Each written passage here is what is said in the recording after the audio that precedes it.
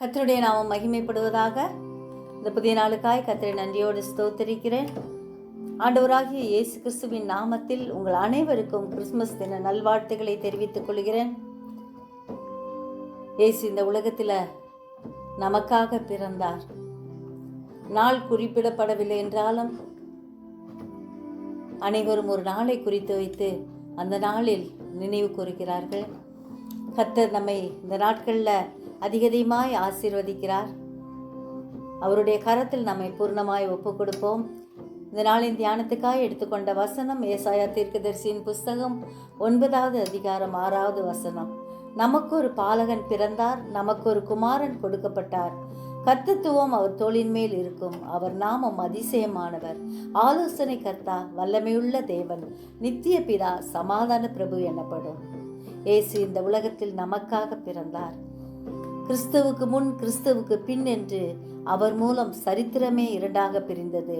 நமக்கு சமாதானம் தரும்படி உலகத்தில் பிறந்த ஆண்டவர் மீண்டும் ராஜாவாக வரப்போகிறார்.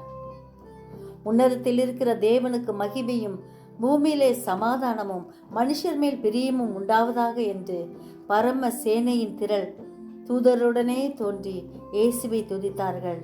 நாம் அவருடைய வருகைக்காக காத்திருப்போம். கர்த்தர் தாமே நம் ஒவ்வொருவரையும் ஆசீர்வதிப்பாராக. ஜெபிப்போமா. ஜீவிக்கிறதான நல்ல இயேசுவே, அருமையான நாளிலும் ஆண்டவரே, இந்த உலகத்தில் நீர் பிறந்தீர் என்பதே ஆண்டவரே நாங்கள் நினைவு கூறுகிறோம்.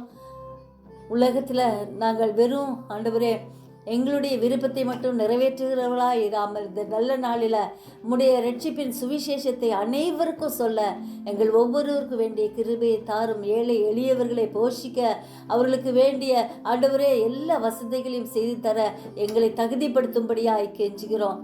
ஒவ்வொருவரையும் ஆசீர்வதியும், ஒவ்வொருவரையும் பாதுகாத்துக்குங்க ஆண்டவரே. வேண்டிய கிருபைகளை கட்டளையிடுங்க. உமக்காய் வாழ கிருபை தாரும். பாதுகாத்து கொள்ளும், வழி நடத்தும். இயேசுவின் மூலம் ஜெபங்கேளும் பிதாவே, ஆமென்.